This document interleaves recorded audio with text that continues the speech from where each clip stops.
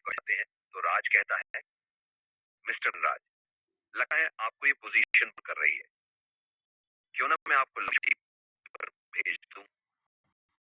ये सुनकर धनराज चौंक जाते हैं और कहते हैं, सर हमसे गलती हो गई। तो कहता है, गलती आपने क्या किया है ये आपको नहीं पता? सर आप इस बारे में बात कर रहे हैं? ये सुनकर राज कहता है, आप ये हॉस्पिटल कैसे चलाते हैं? क्या कहा सर? मुझे कुछ समझ में नहीं आ रहा है।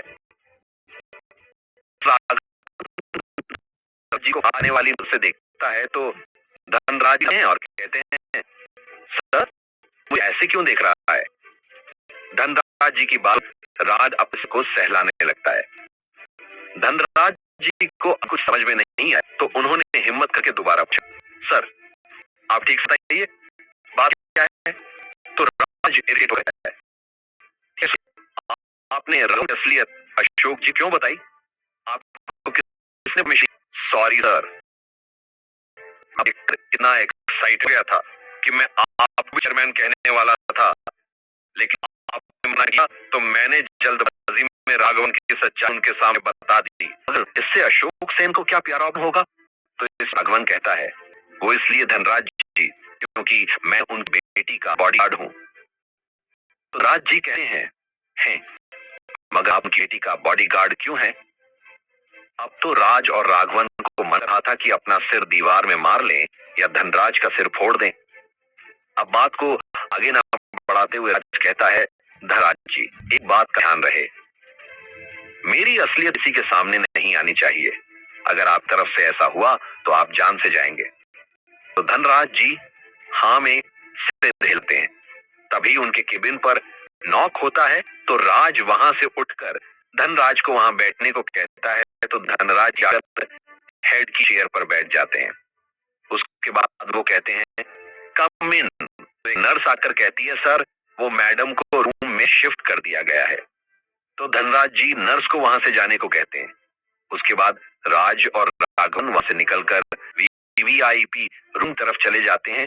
वो उस रूम में पहुंचकर काजल को देखते हैं, जिसके पूरे हाथ और पैर पर पट्टी बंधी होती है। ये देखकर राज की आंखों से एक बूंद आंसू निकल जाती है, मगर किसी के देखने से पहले ही पूछ लेता है और काजल के बेड के पास रखी कुर्सी पर बैठ जाता है और उसके ऊपर हाथ फेरने लगता है, जिससे काजल नींद में भी हल्का सा मुस्कुराती है। ये देखकर राज को एक अलग ही एहसास होता है और वो धीरे से कहता है, आज के बाद मैं तुम्हें कोई तकलीफ नहीं होने दूंगा। तभी धीरे धीरे काजल हिलने लगती है और वो धीरे से आंखें खोलती है तो उसे राज नजर आता है और वो इधर उधर दिखती है तो उसे एहसास होता है कि वो हॉस्पिटल में। वो अपने आप को देखती है तो उसे सब कुछ याद आ जाता है और वो नहीं नहीं मुझे मत छू कहने लगती। राज तुरंत उसके बालों को सामने लगता है, कुछ नहीं हुआ है, आप तो हैं और देखिए मैं। राज को इतना कहते ही काजल शांत हो जाती है और राज को देखने लगती है। इस पर राज कहता है, मुझे आप ऐसे क्यों देख रही हो? आपको भूख तो नहीं लगी? इस पर काजल हाँ कहती है। तो राज मैं लेकर आऊं? और ये बोलकर वो वहां से जाने लगे। तो काजल, तुम कहां जा रहे हो? यहीं बैठो मेरे पास। इस पर राज एक स्माइल करता है और कहता है, मैं आपके लिए कुछ लाने जा रहा हूं और आप कीजिए। बॉडीगार्ड है वो मेरे आने तक ही रहेगा। और वो वहां से चला जाता है और बाहर जाकर अंकल और आंटी को फोन करके बता देता है कि काजल जा गई है। तो वो दोनों भी तुरंत हॉस्पिटल जाने के लिए निकल जाते हैं और साथ में कुछ खाने को भी ले लेते हैं। और इधर कमरे में काजल राघवन को देखकर कहती है, थैंक यू मुझे बचाने के लिए। इधर राघवन कहते हैं, जरूरत नहीं है, ये मेरा काम है और सॉरी मेरे होते हुए भी आपके साथ इतना सब हो गया, पर मैं वादा करता हूं आगे से आप एक ऊंच भी नहीं आएगी। फिर काजल कहती है, वैसे तुम्हारा नाम क्या है? तो राघवन कहता है, जी मेरा नाम राघवन है। तो काजल कहती है, अच्छा नाम है। तभी वहां राज आ जाता है और खाने के लिए एक बाउल काजल के पास रखता है, जिसे देखकर काजल मोह बनाने लगती है और कहती है, मुझे ये दलिया नहीं खाना। जिस पर राज कहता है, अभी डॉक्टर ने यही खाने को कहा है जिससे आप जल्द ही ठीक हो जाएंगे। अगर आप अभी ये खा लेती हैं तो जब आप ठीक हो जाएंगी तो मैं आपको आपका पसंदीदा खाना खुद के हाथों से बनाकर खिलाऊंगा। ये सुनकर काजल एकदम से खुश हो जाती है और कहती है, पक्का ना? तो राज हाँ कहता है। फिर राज अपने हाथों से काजल को खिलाने लगता है। ये सब गेट के पास खड़े होकर अशोक जी और दीप्ति जी देख रहे थे और दीप्ति जी अशोक जी से कहती हैं कि जो देख रही हूँ क्या वो सच है? काजल राज के एक बार कहने पर मान गई। इस पर अशोक जी कहते हैं, चलो कोई तो है जिसकी बात इतनी आसानी से मान लेती है। और फिर वो दोनों अंदर आ जाते हैं। तो राज वहां से उठने लगता है तो दीप्ति जी कहती हैं, पहले उसे खिला दो, नहीं तो मुझसे नहीं खाएगी। तो राज वहीं बैठ जाता है। तो काजल अपने मॉम डैड को देखकर रोने लगी है और रोते हुए उसके साथ जो भी हुआ वो सब बताने लगती है, जिसे सुनकर राज की मुट्ठी कस जाती है और आंखों में गुस्से की एक लगती है और वो वहां से निकल जाता है। इधर काजल की पूरी बात सुनकर उन दोनों की आंखें भी नम हो जाती हैं और काजल की हिम्मत बढ़ाते हुए कहते हैं, हमारी बेटी बहादुर है, इन सब बातों से परेशान नहीं होगी और हमेशा आगे बढ़ेगी। तो आज आखिर गुस्से में वहां से बाहर क्यों निकला? आखिर अब राज का अगला कदम क्या होगा? क्या पता लगा पाएगा आखिर इन पीछे कौन है? जानने के लिए सुनिए रक्षक से पॉकेट एफएम पर।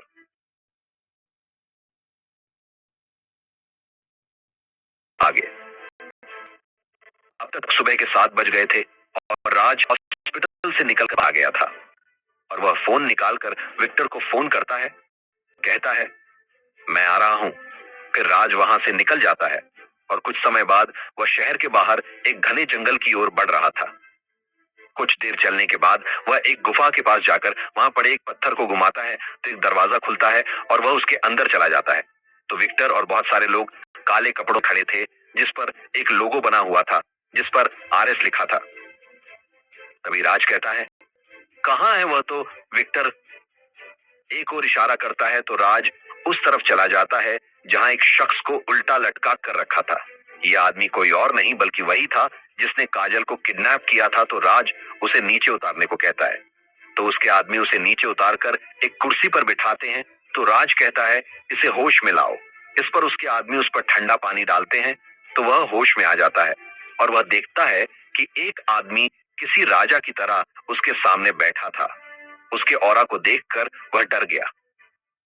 तो राज अपनी खामोशी तोड़ते हुए उससे कहता है, तुमने उसे किडनैप क्यों किया? यह सुनकर वह आदमी हंसने लगता है और कहता है, तुम कुछ भी कर लो, मैं कुछ भी नहीं बताऊंगा। यह सुनकर राज एक स्माइल करता है और वह वहां पड़े एक बड़े से खंजर को निकालता है और उस आदमी के एक हाथ को उसके शरीर से अलग कर देता है। यह देखकर सबकी रूह कांप जाती है। उधर उस आदमी की चीखें पूरी गुफा में सुनाई देती हैं और वह डर से राज की तरफ देखते हुए कहता है, तुम हो कौन? इस पर राज कहता है, मैं वह हूं जिससे तुम्हें क्या सभी को डरना चाहिए और तुम उस लायक नहीं कि तुम मेरे बारे में जानो। उसके बाद राज एक बार फिर से पूछा है, क्यों किया किडनैप? तो वह आदमी हकलाते हुए कहता है, मुझे नहीं, किसी और को किडनैप कर लिया था, गलती से उठा लिया, तो फिर हमने उसके साथ ऐसा क्यों किया? तो इस पर वह आदमी कुछ नहीं बोला। राज ने एक फोटो पूछा, क्या तुम इस किडनैप करने आए थे? इस पर आदमी क्या है, हाँ। तो आगे पूछता है, इसने तुम्हें कहा था और तुम किसके लिए काम करते हो? इस पर वो आदमी कहता है, मैं तुम्हारे के लिए करा हूं और उसी ने बहुत सारे पैसे दिए थे। इसके अलावा मुझे नहीं पता। तो राज कुछ नहीं कह रहा है, बस खंजर उसके गले में घोंप दे जिससे वह वहीं मर जाता है। उसके बाद राज वहां से निकल जाता है। अब तक 10 बज चुके और वह अपनी हिम्मत पर आ जाता है। फिर वह रोने लगता है क्योंकि उसे आज अपनी मां मिलना कुछ भी, मगर दिल में एक अनकहा सा दर्द भी था। तभी शनाया को आता है तो वह फोन उठाता है तो शनाया चहकते हुए कहती है, भाई आप कब आ रहे हो? मैं कब से आपके यहाँ आने के लिए कितनी खुश हूँ और प्लीज माँ को भी लेना। तो राज कहता है, थोड़ा सांस ले ले छोटी, मैं 1 घंटे में आ जाऊंगा। तो शनाया बाय कहकर फोन काट देती है। इधर हॉस्पिटल में कमरे में सभी लोग बैठे बातें कर रहे थे तो वहां धनराज जी आते हैं और काजल कहते हैं, आप कैसी हैं बेटा? तो काजल कहती है, जी मैं ठीक हूँ। वैसे मैंने आपको पहचाना तो नहीं। इस पर धनराज जी कहते हैं, ओह सॉरी बेटा, मैंने तुम्हें बताया नहीं, तुम मुझे जानोगी कैसे? और दोनों मुस्कुराने लगे। फिर आगे कहते हैं, मैं इस हॉस्पिटल का हेड धनराज शेट्टी हूँ। इसके बाद अशोक जी कहते हैं, बेटा तुम क्या एमएस कॉरपोरेशन के चेयरमैन को जानती हो? तो काजल कहती है, नहीं मैं तो नहीं जानती, पर आप क्यों पूछ रहे हैं? तो अशोक जी कहते हैं, क्या तुम्हें पता है तुम अपने हॉस्पिटल में नहीं हो? इस पर काजल चौंकते हुए पूछती है, क्या? तो अशोक जी कहते हैं, क्योंकि तुम्हारा जो बॉडीगार्ड है ना, वह चेयरमैन का राइट हैंड है और उन्हीं के कहने के बाद वह यहाँ काम करने आया है। यह सब सुनकर दीप्ति जी धनराज जी से कहती हैं, वैसे आपने उन्हें देखा ही होगा। इस पर धनराज जी को पसीने आने लगते हैं और वह कहते हैं, जी मैंने उन्हें कभी देखा नहीं। बस जो भी बात होती थी वह या तो चीफ एग्जीक्यूटिव ऑफिसर से या फिर राघवन से होती थी। मगर हाँ, सुना है कि वह काफी यंग और हैंडसम है। फिर दीप्ति जी कहती हैं, मगर वह काजल के लिए इतना सब क्यों कर रहे हैं? आखिर उनका मकसद क्या है और वह यह सब क्यों कर रहे हैं? अब यह तो राघवन ही बता सकता है। उसके बाद अशोक जी राघवन को आवाज देते हैं तो राघवन अंदर आ जाता है और पूछता है, सर कोई काम था इस पर? अशोक जी कहते हैं, तुम यहाँ काम करने क्यों आए हो और चेयरमैन को काजल की इतनी फिक्र क्यों है इस पर? राघवन कहता है, जी सर मुझे यह तो नहीं पता, पर उन्होंने कहा था कि चाहे कुछ भी हो जाए किसी भी कीमत पर उसकी हिफाजत करोगे और उन्होंने मुझे यहाँ भेज दिया, पर मुझे इसकी वजह मालूम नहीं है। इस पर अशोक जी कहते हैं, क्या तुम मुझे उनसे मिलवा सकते हो? तो राघवन कहता है, जी सर मैं उनसे पूछकर बताऊंगा, और इतना बोलकर वहां से बाहर निकल जाता है। इधर अशोक जी कहते हैं, आखिर चक्कर क्या है? फिर वह काजल की तरफ देखकर पूछते हैं, तुम्हें नहीं लगता है कि जब से राज आया है तब से तुम पर कोई मुसीबत आती है तो किसी न किसी प्रकार से यह इन्वॉल्व होता है? ये बहुत अजीब है। कुछ तो है जो समझ में नहीं आ रहा है। आखिर क्या जवाब देगा राज? तो खेन से मिलने के लिए हाँ कहेगा, और क्या होगा? वह मां से मिलेगा।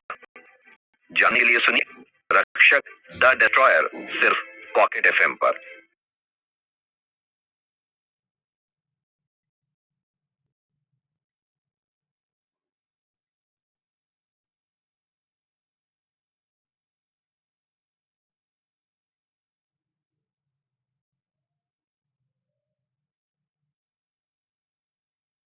This Diwali, relive the joy of togetherness at Time Zone with the double dollar offer. Recharge your Time Zone card and get double the bonus on your card from 22nd to 26th October. Celebrate this Diwali Time Zone style. Visit. मैं आपसे मिलने के लिए पापा को बहुत बोला, पर वो कहते रहे कि उन दोनों की सुरक्षा के लिए मैं तुम्हें वहां नहीं लेकर जा सकता। माँ पापा क्या करते थे? तो मालती जी कहती हैं, रात में बात करेंगे, अभी के लिए बहुत है। तो राज भी मान जाता है। उसके बाद वो कहता है, हाँ 3 लोगों का खाना पैक कर दोगी? इस पर माँ कहती है, पर क्यों? तो राज कहता है कि फिर जो भी हुआ सब बता दिया। तब नाया कहती है, क्या मैं भी चल सकती हूँ? तो राज हाँ करता है। फिर दोनों काजल से मिलने के लिए निकल जाते हैं। करीब 1 घंटे बाद वो वहां पहुंचते हैं। शनाया हॉस्पिटल देखकर कहती है, भाई क्या बनावट है इसकी, ये अस्पताल बहुत ज्यादा है। काश हमारे पास इतने पैसे। इस पर राज कहता है, शायद हो सकता है। तो शायद कहती है, बस हम जैसे सिर्फ सपना ही सकते हैं। इस पर राज कहता है, सपने देख सकते हैं और देखना एक दिन उसकी मालिक होगी। इस पर छाया खुश होती कहती है, सच में भाई? तो राज हाँ हुए ही रूम में आ जाते हैं जहां जल बेड पर लेटी थी। जिसे शनाया की आंखों में आंसू आ जाते हैं। तब जब किसी हट से गेट की तरफ देखती है तो उसे राज आता है, पर शनाया को नहीं देख पाती। तब देखकर पता नहीं क्यों पर काजल अचानक उसे जाना याद आता है। तो वो गुस्से से मुंह दूसरी तरफ करके कहती है, मुझे तुमसे कोई बात नहीं करनी है। पर क्यों? मैं क्या किया है? काजल कहती है, तुम बिना बताए कहाँ गए थे? पता है कि भूख लगी थी। तो इस पर राज कहती, खा ली। तो काजल अपने मन में कहती है, इसे तो कुछ समझ में नहीं आता है, डफर कहीं का। तभी राज कहता है, तुमने अभी कुछ कहा? तो वो कहती है, मैंने कब कुछ कहा? तभी उसकी नजर राज के टिफिन पर जाती है। तो काजल की आंखों में चमक आ जाती है और कहती है, तुमने मेरे लिए खाना बनाकर लाए हो? तो राज कहता है, थोड़ा ब्रेक लगाओ, मैंने तुम्हारे ठीक होने पर कहा था, ये तो माँ ने दिया है। तो काजल कहती है, तुम तो अकेले रहते हो, फिर माँ कहाँ से आ गई? राज कहता है, तुम ठीक हो जाओ फिर उन्हीं से पूछ लेना। और वो खाना निकालकर एक बाउल में लाए। तो काजल कहती है, तुम खिलाओ। तो राज कहता है, तुम्हारा एक हाथ सही है ना, तो उसी से खा लो। तो काजल कहती है, अगर नहीं खिलाया ना तो मैं तुम्हें देख लूंगी। तो राज इस पर कहता है, मैं तो यही हूं, देख लो। राज की बात सुनकर काजल चिढ़ जाती है और मुंह दूसरी तरफ करती है तो उसे शनाया दिखती है, जो दोनों को देखकर मुंह दबाकर हंस रही थी। तब काजल कहती है, शनाया तुम यहाँ? तब राज का ध्यान आता है कि शनाया भी यही है और वो झेंप जाता है। तो शनाया कहती है, भाभी मैं भाई के साथ आई थी। जब उसे एहसास होता है कि उसने कुछ गलत कह दिया तो वो सॉरी कहती है और आगे कहती है, वो गलती से भाभी निकल गया। इस पर काजल को गुस्सा नहीं बल्कि उसे अच्छा लग रहा था। तो उसने कहा, कोई बात नहीं, मुझे बुरा नहीं लगा। और एक आंख ब्लिंक कर देती है और दोनों मुस्कुराने लगी। तभी राज कहता है, तुम दोनों का हो गया हो तो अब खा लो, नहीं तो ठंडा हो जाएगा। और राज उसे खिलाने लगता है। इधर गेट के पास से अशोक जी और दीप्ति जी उन तीनों की बातें सुनकर मुस्कुरा रहे थे। जब तक काजल का खाना खत्म नहीं हुआ तब तक दोनों गेट पर ही थे। जब खाना खत्म हो गया तब वो दोनों अंदर आए और काजल से पूछा, ये कौन है? तो राज कहता है, जी ये मेरी बहन है शनाया। ये सुनकर दोनों एक दूसरे को देखते हैं। तो राज कहता है, मैं आप लोगों की उलझन को समझ रहा हूँ, जब काजल ठीक हो जाएगी तब मैं आपको सब बता दूंगा।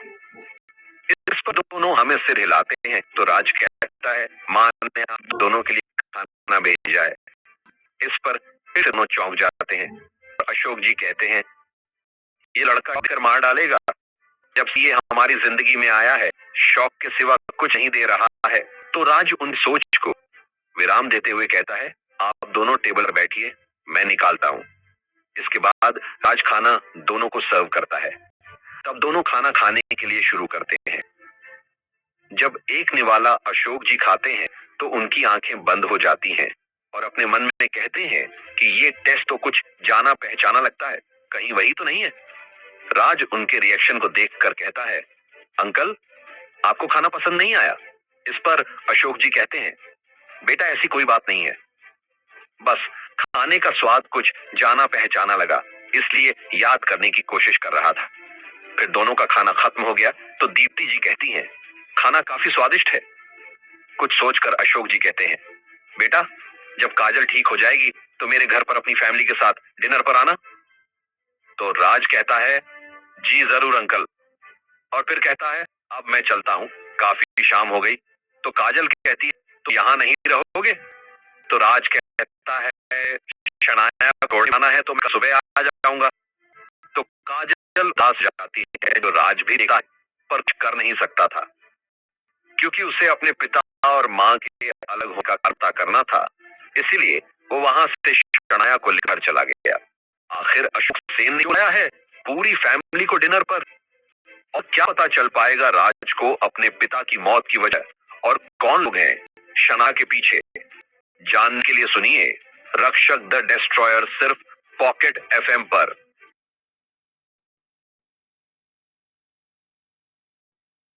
अब आगे। इधर राज तैयार होकर मां से मिलने के लिए निकल जाता है। बाद वो वहां पहुंचता है और वो घर की बीन बजाने के लिए हाथ आगे करता है, पर उसके हाथ थे। फिर भी हिम्मत करके बेल जाते हैं। घर में मालती जी जो किचन में काम कर रही थी, वो आवाज सुनकर शनाया से कहती है, बेटा देखना कौन है। शनाया गेट खुलती है और राज को लेकर उसके गले लग जाती है और कहती है, भाई अब आ गए और उसे अंदर लेकर आ जाती है और माँ को आवाज देते हुए माँ भाई आ गए हैं। तो मालती जी कहती हैं ठीक है बेटा, तुम उसे बैठने को, मैं उसके लिए पानी लेकर आती। माँ की आवाज सुनकर राज की आंखों में आंसू आ जाते हैं जिसे वो तुरंत ही छिपा लेता है। कुछ देर बाद मालती जी हाथों में पानी का गिलास लेकर वहां आती है और उनकी नजर राज पर पड़ती है तो और उसे देखने लगती है और जब वो उसे पहचान जाती है तो उनके हाथ से गिलास छूटकर नीचे गिरता है और वो वहां से अपने कमरे में चली जाती है। ये देखकर शनाया कहती है भाई माँ को क्या हुआ है? और वो कहती है मैं उन्हें देखकर आती हूँ। तो राज उसे रोक लेता है और वो कहता है मैं देखता हूँ और वो कमरे की तरफ बढ़ जाता है। जब वहां पहुंचता है तो देखता है कि वो एक फोटो के सामने खड़े होकर रो रही हैं। ये देखकर राज भी फोटो को देखता है जो उसके पिता की थी। राज को कुछ समझ में नहीं आता है कि आखिर माँ पापा की फोटो देखकर रो रही हैं और वो पीछे से जा उन्हें गले लगा लेता है। तो मालती जी होश में आती हैं और उसे सामने से गले लगाकर रोने लगती है। कुछ देर रोने के बाद वो दोनों शांत हो जाते हैं। तो राज कहता है माँ आप कैसी हैं? तो मालती जी कहती हैं ये शब्द सुनने के लिए मुझे 20 सालों का इंतजार करना पड़ा। तो सोचो एक माँ की हालत क्या होगी।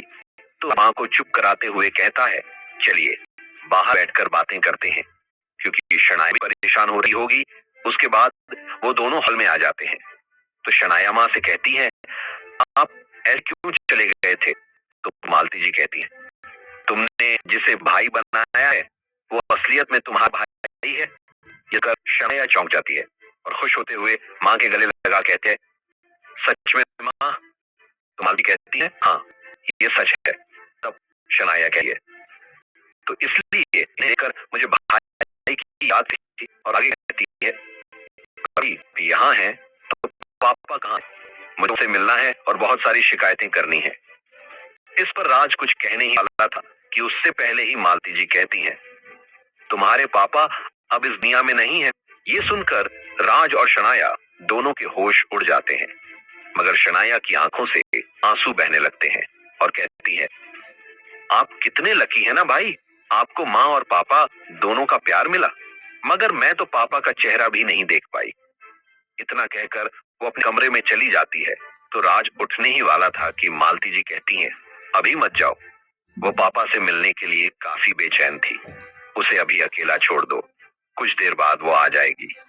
तो राज वहीं बैठ जाता है और माँ से कहता है आपको पापा के बारे में कैसे पता चला?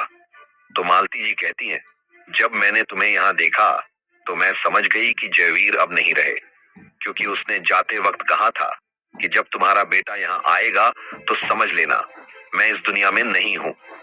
पर उन्होंने ऐसा क्यों कहा? तो मालती जी कहती हैं ठीक है मैं तुम्हें हम दोनों के बारे में सब कुछ बताऊंगी, पर रात को जब शनाया ठीक हो जाएगी, क्योंकि मैं चाहती हूँ कि कम से कम उसे अपने पिता के बारे में सब कुछ पता होना चाहिए। फिर वो दोनों बहुत सी बातें करते हैं। फिर कुछ समय बाद वहां शनाया भी आ जाती है। तो राज कहता है क्या तुम ठीक हो? तो शनाया कहती है हाँ मैं ठीक हूँ, बस पापा को नहीं देख पाई इसलिए थोड़ा अजीब सा लग रहा है। इस पर राज शनाया के सिर को सहलाने लगता है और कहता है कोई बात नहीं, अब मैं आ गया हूं ना। अभी ये सब बातें कर ही रहे थे कि उसके फोन पर राघवन का कॉल आता है। तो वो उठकर साइड में जाकर फोन आता है और कहता है क्या वहां सब ठीक है?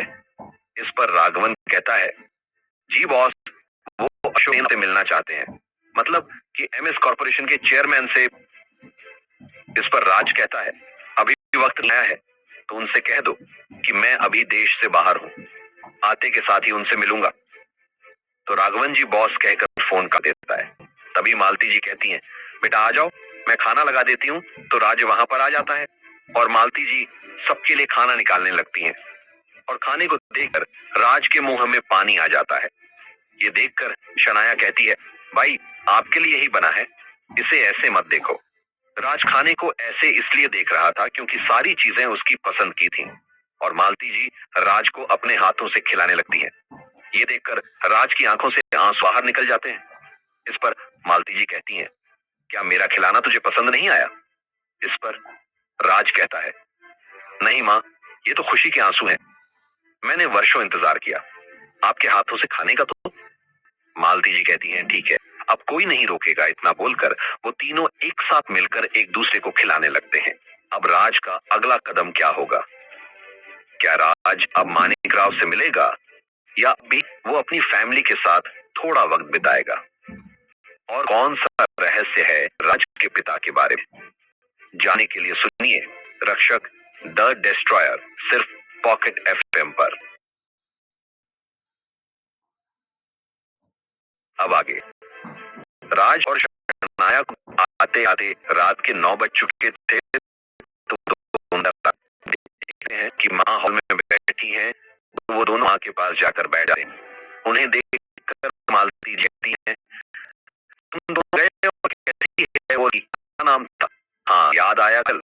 इस पर शनाया कहती है, वो अब भी ठीक है। फिर राज को देखकर शनाया स्माइल करती है और कहती है, आता है माँ, भाई ने मेरे लिए एक भाभी भी ढूंढी है। ये राज चौंकाता है और ही मालती जी शनाया के सुनकर राज को दिखने लगती है। तो राज कहता है, हाँ, कोई बात नहीं, ये सिर्फ परेशान करने के लिए बोली।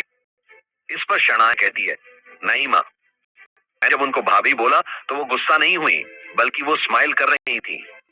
ये सुनकर मालती जी शनाया से कहती है, कौन है वो लड़की? तो शनाया कहती है, और कौन, काजल माँ। और पता है, भाई भाभी को अपने हाथों से खाना भी खिला रहे थे। सुनकर राज शनाया को घूरने लगा और उसके बाल खींच लेता है। तो शनाया गुस्से से कहती है, माँ देखो, भाई मुझे परेशान कर रहे हैं। इस पर मालती जी कहती है, तुम दोनों आपस में लगे रहो, मैं खाना टेबल पर लगाती हूँ। इतना बोलकर वो किचन की ओर चल देती हैं और उनके चेहरे पर मुस्कान आ रही थी। कुछ समय बाद वो टेबल पर खाना लगा देती हैं और उन दोनों को देखती हैं जो एक दूसरे की टांग खिंचाई कर रहे थे। तो वो कहती हैं, सब हो गया, आकर खा लो, फिर तुम दोनों से बातें भी करनी है। तो वो लोग खाने के लिए आ जाते हैं और खाने लगते हैं। खाना खत्म करके फिर वहीं सब बैठ जाते हैं। तो राज कहता है, जी माँ, आप अब बताइए। तो मालती जी कहना शुरू करती हैं, फ्लैशबैक। हम दोनों की शादी लव मैरिज थी। कुछ समय तक सब ठीक था, पर तुम्हारे पैदा होने पर वो थोड़ा परेशान रहने लगे, पर वो बातें नहीं थे। कुछ साल सब ठीक था, फिर शनाया पैदा हुई और वो जब 2 साल की हुई तो तुम्हारे पिता एक दिन रात को घर आए। तो उस टाइम तुम सो रहे थे। वो काफी हड़बड़ी में थे और उनसी बात का डर था। उन्होंने मेरा हाथ पकड़कर कहा, तुमसे एक चीज मांगूंगा, वो मुझे तुम दोगी। इस पर मैंने उनकी हालत देखते हुए हाँ कह दिया। तो उन्होंने कहा कि मैं वीर यानी तुमको लेकर इस शहर को छोड़कर जाना चाहता हूं। तो मैंने मना किया। तो उन्होंने कहा, अगर हम सभी को जिंदा रहना है तो हम दोनों को अलग होना पड़ेगा। तो उनसे मैंने पूछा तो उन्होंने कहा कि मैं गवर्नमेंट के लिए एक काम करता हूं और मैं एक मिशन पर हूं जो बहुत ही गोपनीय है और दुश्मन को मेरे और वीर के बारे में पता चल गया है और वे लोग कभी भी हम तक पहुंच सकते हैं। अगर ऐसा हुआ तो ये दुनिया तबाही की कगार पर पहुंच जाएगी। अगर उन्हें तुम्हारे बारे में पता चल गया तो वो तुम्हें हासिल करने के लिए तुम सबको जान से मार देंगे। इसलिए मुझे अपने बेटे को लेकर यहाँ से जाना होगा। अगर ऐसा नहीं किया तो मेरी सालों की मेहनत गलत हाथों में चली जाएगी। और इतना बोलकर वो तुम्हें उठाकर ले जाने लगे। पर तुम बहुत छोटे थे, मगर फिर भी तुम मुझे और शनाया को छोड़कर जाना नहीं चाहते थे।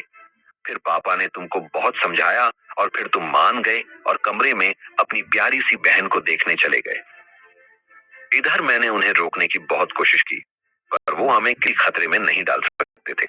इसलिए मैंने भी दिल पर पत्थर रखकर जाने की परमिशन दे दी। फिर मैंने उनसे आखिरी बार पूछा, क्या तुम वापस आओगे? इस पर तुम्हारे पिता ने कहा, मैं अगर वापस आ पाता तो जाने के लिए नहीं कहता, पर हाँ, मैं तुमसे वादा करता हूँ मालती, मैं तुम्हारा बेटा जरूर वापस करूंगा। और हाँ, अगर वो वापस आया तो समझ लेना कि मैं इस दुनिया में नहीं हूं और आज के बाद तुम विधवा की तरह रहोगी और मेरा जिक्र कभी नहीं करोगी। इतना बोलकर वो शनाया के कमरे में गए और उसे चूमते हुए कहा, माफ करना मेरी बच्ची, मैं तुम्हें अपने पिता और भाई से दूर कर रहा हूं। इतना बोलकर वो रोने लगे। फिर वो तुम्हें लेकर जाने लगे। तब तुम मेरे पास आए और मेरे गले लगकर रोते हुए कहा कि मैं वापस आऊंगा माँ। ये तुम्हारे आखिरी शब्द थे जो मैंने तुम्हारे मुंह से सुने थे। Flashback and. इतना बोलकर वो रोने लगी और साथ में शनाया भी रो रही थी और राज की आंखों में भी आंसू थे, मगर सवाल भी बहुत थे जिसका उसे जवाब चाहिए था। इसलिए अपने आप को मजबूत कर उसने उन दोनों को चुप करवाया और कहा, माँ, कुछ पता है वो कहाँ काम करते थे? तो इस पर माती रहती हैं। मुझे ज्यादा तो नहीं मालूम, लेकिन वो किसी एसआई ग्रुप का जिक्र करते थे। ये सुनकर राज चौंक गया और सोचने लगा, आखिर मामला क्या है?